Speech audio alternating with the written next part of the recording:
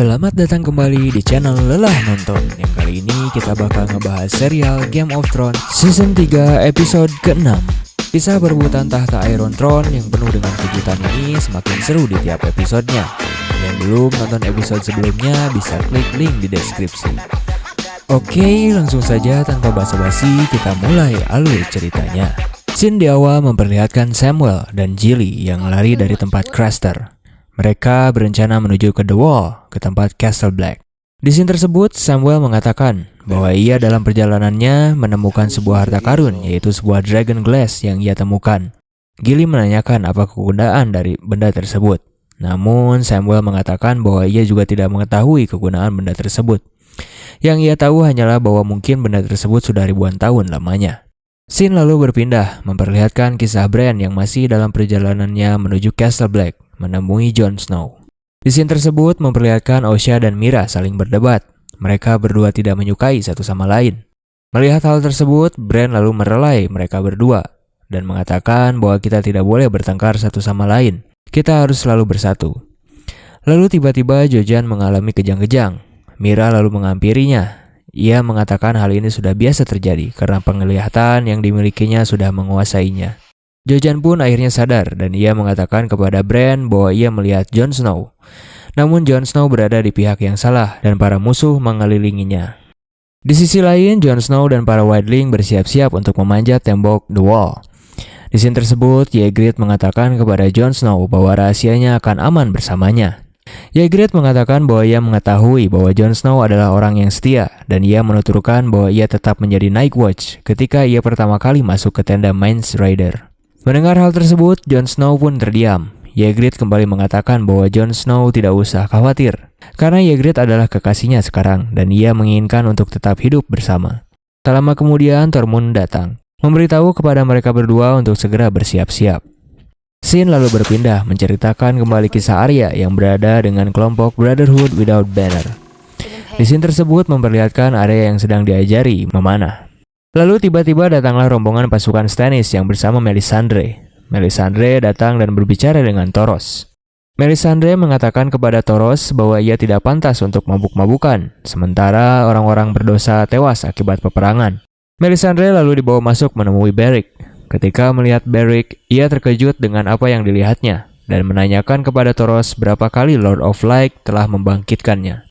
Thoros mengatakan bahwa ia sudah dibangkitkan sebanyak 6 kali dari kematiannya.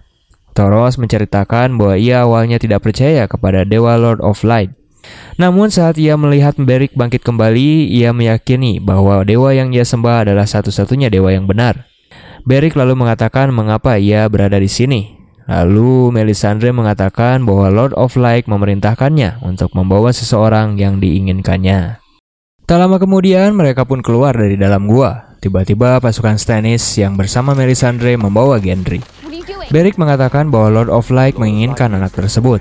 Lalu setelah Gendry dibawa oleh Beric, ia diberikan sebuah hadiah emas atas pertukaran tersebut.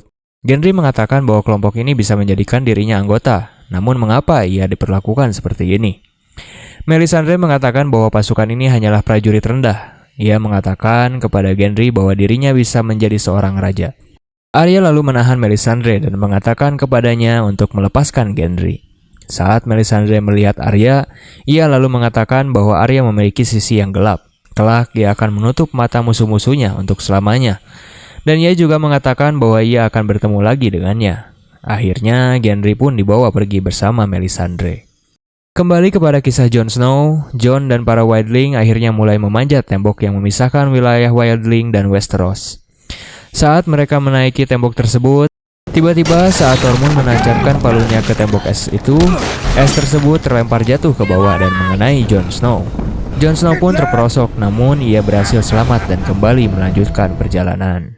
Scene lalu berpindah memperlihatkan Theon yang berada di Dreadfort. Di scene tersebut, Ramsay membangunkan Theon dengan cara meniupkan trompet. Setelah Theon bangun, ia meminta kepada Ramsay untuk diberikannya minum. Namun bukannya diberikannya minum, Ramsay malah mengucurkan air tersebut jatuh di depan hadapan Theon. Ramsay lalu mengajak Theon untuk memainkan sebuah permainan. Awalnya ia menanyakan kepada Theon bagian tubuh manakah dalam dirinya yang tidak berguna. Ia lalu mengatakan bahwa Theon harus menebak di mana ia berada sekarang. Apabila ia berhasil menebak di mana ia sekarang, maka ia akan dibebaskan. Namun apabila Tion salah, Ramsay akan menyiksanya dengan mengiris-ngiris jari kelingking Tion. Tion pun lalu menjawab di mana ia sekarang, dan jawabannya salah. Alhasil, Ramsay pun lalu mengiris jari Tion. Tak berhenti sampai di situ, Tion pun terus menjawab dan jawaban Tion tidak ada satupun yang benar. Dan akhirnya ia pun terus disiksa oleh Ramsay. Kembali ke Riverland, Shin memperlihatkan Rob yang mengundang perwakilan dari klan Frey untuk datang menemuinya. Di scene tersebut, klan Frey mengatakan bahwa persekutuan dengan klannya masih bisa berlanjut, asalkan Harrenhal akan menjadi milik klan Frey setelah perang usai.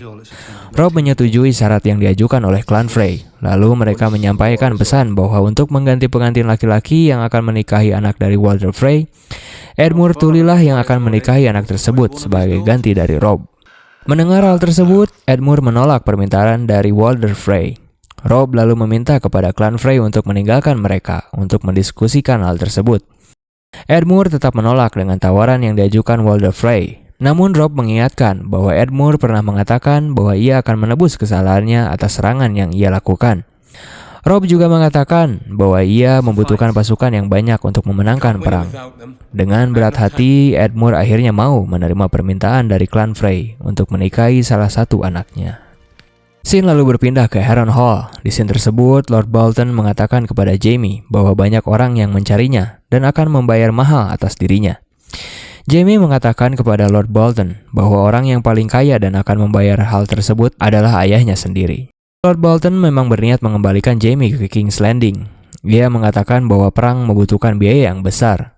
Jaime akan kembali ke King's Landing ketika ia sudah mulai pulih kesehatannya. Lord Bolton juga menambahkan bahwa ia akan pergi ke King's Landing seorang diri tanpa ditemani oleh Brienne. Jaime menolak hal tersebut bahwa ia mau Brienne pergi mengantarnya. Namun Lord Bolton mengatakan itu tidak akan mungkin terjadi karena Brienne akan mendapat hukuman atas tuduhan pengkhianatan yang ia lakukan karena menjalankan perintah dari Catelyn Stark. Kembali ke King's Landing, Shin memperlihatkan Tywin Lannister yang bertemu dengan Lady Olenna. Tywin mengatakan kepadanya bahwa ia berniat untuk menikahkan putrinya Cersei dengan Ser Loras Tyrell, cucu dari Lady Olenna. Mendengar tawaran tersebut, Lady Olenna tidak setuju dengan hal itu, karena Cersei adalah wanita yang sudah tua, sedangkan cucunya Ser Loras adalah bujangan yang paling didambakan di seluruh Seven Kingdoms. Lady Olenna juga menyinggung hubungan antara Cersei dan Jaime, saudara kandung yang terikat hubungan haram. Namun Tywin juga mengatakan bahwa cucunya Ser Loras adalah seorang yang menyukai sesama jenis, dan itu menjadikan kedua pengantin tersebut memiliki kesamaan. Lady Olenna tetap pada pendiriannya. Ia tetap tidak mau menikahkan Cersei dan Ser Loras. Namun Tywin mengancamnya dengan mengangkat Ser Loras menjadi seorang Kingsguard, yang artinya Ser Loras tidak dapat menikah dengan siapapun dan tidak boleh memiliki seorang anak. Mendengar hal tersebut, Lady Olenna tidak bisa berbuat apa-apa. Scene kembali kepada para wildling yang terus mendaki untuk sampai ke puncak. Sampai Scene memperlihatkan Ygritte yang menancapkan palunya ke tembok es yang ia panjat. Namun saat ia menancapkan palunya, tembok tersebut pun retak dan mengakibatkan longsor yang dimana membuat para wildling yang lain terjatuh. Dan begitu pun dengan Ygritte dan Jon Snow. Namun beruntung, tali pengaman yang dipasang di badan mereka menahan mereka terjatuh sampai ke bawah. Oler mengatakan bahwa kita harus memotong tali tersebut untuk menyelamatkan Oler dan Tormund yang berusaha menahan Jon Snow dan Ygritte. Namun saat tali tersebut dipotong oleh Oler, Jon mencoba untuk mencapai sisi tembok yang bisa menyelamatkan mereka berdua. Tali pun berhasil terpotong dan Jon berhasil sampai di sisi tembok. Beruntung, Jon dan Ygritte berhasil selamat. Akhirnya mereka berdua lalu melanjutkan kembali perjalanan mereka menuju puncak. Di sisi lain, Ser Loras dan Sansa sedang berduaan. Mereka berdua terlihat semakin dekat. Sansa mengatakan bahwa ia ingin segera cepat-cepat pergi dari King's Landing karena tempat tersebut tempat yang tidak mengenakan di seluruh Seven Kingdoms. Begitupun dengan Ser Loras, ia juga mengatakan demikian kepada Sansa. Saat Sansa dan Ser Loras berduaan, Cersei dan Tyrion memperhatikan mereka berdua. Tyrion mengatakan bahwa memisahkan mereka adalah hal yang terkejam setelah Sansa mendapatkan hal yang menyakitkan setelah kematian dari ayahnya Ned Stark. Cersei mengatakan bahwa mereka tidak bisa berbuat apa-apa karena ayahnya telah mengirimkan mereka berdua ke neraka. Tyrion lalu menanyakan kepada Cersei, benarkah ia yang menyuruh seorang Kingsguard untuk membunuhnya pada pertempuran Blackwater Bay? Cersei hanya terdiam tak menjawab. Tyrion mengatakan bahwa yang bisa menyuruh seorang Kingsguard adalah raja sendiri, yang berarti bahwa Joffrey lah yang memerintahkan Kingsguard tersebut untuk membunuhnya. Tyrion lalu menanyakan kepada Cersei, apakah hidupnya masih dalam bahaya. Cersei hanya mengatakan itu mungkin saja, namun bahaya tersebut bukan datang dari Joffrey, karena Joffrey tidak bisa berbuat apa-apa ketika ayahnya berada di King's Landing. Scene lalu berpindah ke tempat Sansa yang sedang mengenakan baju yang akan ia kenakan saat pernikahan Joffrey dan Margaery.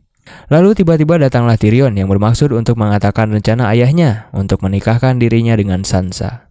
Namun di tempat tersebut juga terdapat Shae.